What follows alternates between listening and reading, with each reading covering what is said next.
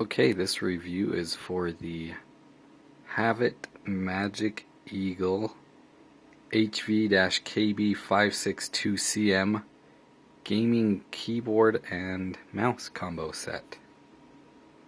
Let me start off with a look at the keyboard and mouse here.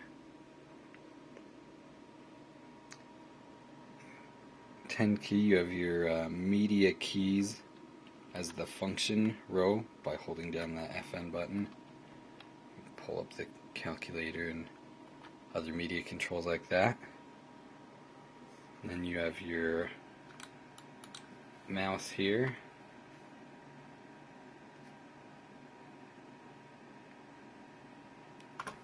So the build quality, all of it everywhere is plastic, and the mouse is fairly lightweight.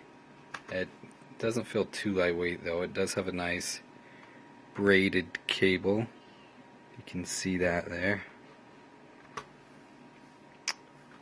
It feels comfortable. It's a little bit bigger than my Logitech MX518, so I'm still getting used to it a little bit.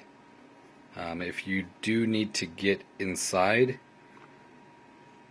there is a screw underneath the label there that you kind of have to poke through to get at, and then a screw underneath each side of the little feet there.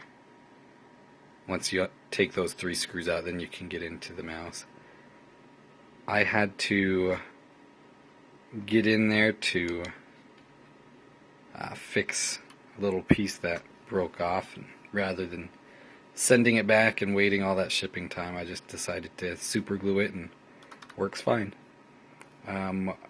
One complaint I do have, it's not really a complaint, more of just something I need to get used to, but the right mouse button seems to click very easily.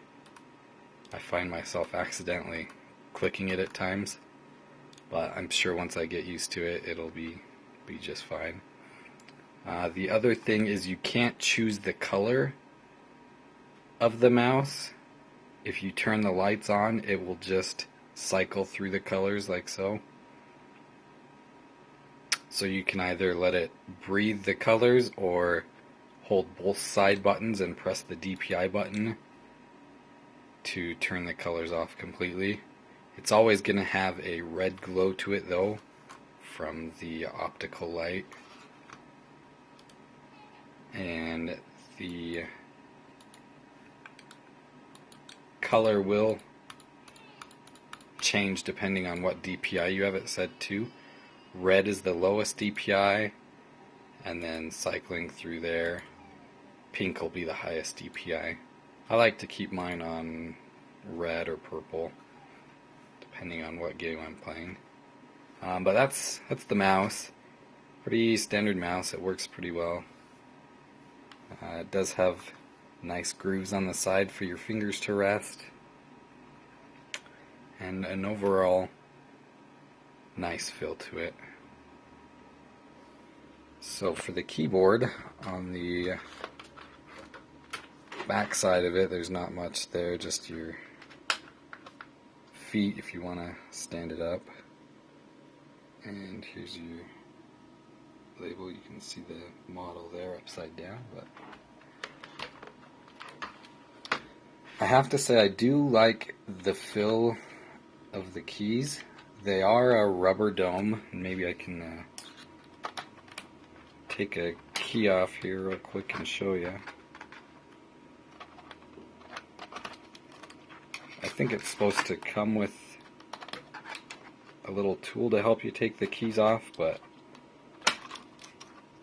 mine either didn't have one or I lost it. I don't know which.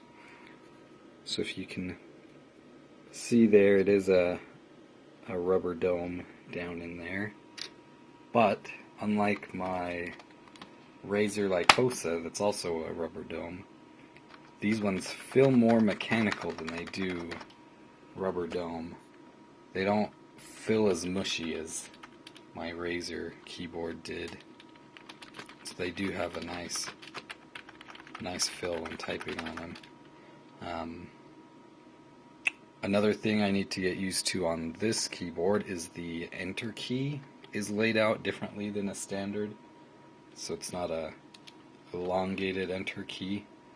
I find myself hitting the slash button a little bit more than normal, but that's something that I can get used to over time. You can turn the lights on and off with this button there, and if you hold the FN button and press it, you'll change it to breathing mode, and from there you can hold the FN button and press either the minus or the plus key, and that'll slow down the breathing or speed it up and make the breaths shorter. And then you can also hold the FN button and press page up or page down to turn the brightness up or down. There's 3 levels: fully, a little bit dimmer, and then off. The backlight is nice, but there's 2 main complaints I have about it. One is a fairly minor complaint, and I knew it going into the keyboard, but you can't change the colors. They are how they are, and that's how they stay. You can't change them to be all one color or anything like that. And then my second complaint is probably my biggest complaint of the keyboard.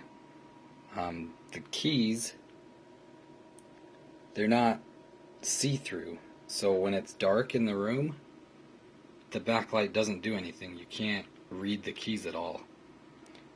In fact, it puts a glare on it, so it makes it even harder to see the keys if you were trying to use the light from your computer monitor to see the keys. So that would be my biggest complaint. I like the backlight to be able to see the keys, and if I take my hand off the keyboard, I can quickly go back to whichever keys I want. But with this keyboard, the backlight is really just aesthetics. It doesn't help you see the keys at all. And that would be my biggest complaint. There are a couple other neat features, like you can, I forget which buttons you press, I'd have to look it up again, but you can change WASD and the arrow keys.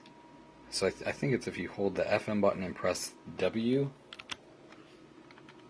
it'll change it to where WASD acts like the arrow keys, and the arrow keys act like WASD. So that's a neat feature. And then you can also press FN and Q, and it'll give you a different speed on the keyboard. It's not a whole lot, but it is nice for some people. Overall, really nice keyboard to type on. I just wish the backlight had a better function than just aesthetics. But for the price, you can't beat this keyboard and mouse combo set. It's a really nice one. I like it better than my Razer Lycosa because I don't think the keys feel as mushy. So for $30, it's worth it.